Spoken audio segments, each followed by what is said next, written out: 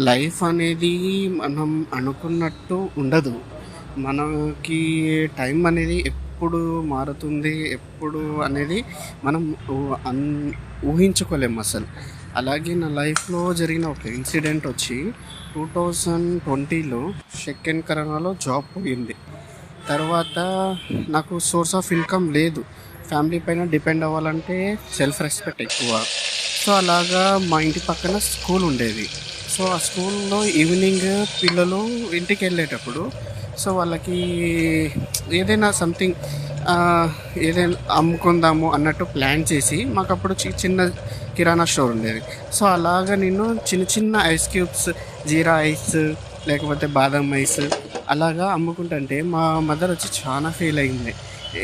ఎంతో చదువుకున్నావు ఇలాంటివి చేస్తున్నావు అంటే మనకు సోర్స్ ఆఫ్ ఇన్కమ్ కావాలి కదా! మనం ఏది చేసినా గానీ ఒకరిని దొంగతనం చేయట్లేదు, ఒకరి నుంచి మనం లాక్కోవట్లేదు. మన కష్టంతో మనం బతుకుతున్నాం. సో, అది నా వరకైతే తప్పనిపించలేదు. చేశాను. తర్వాత మంచిగున్నాం. Thanks for watching. Please subscribe.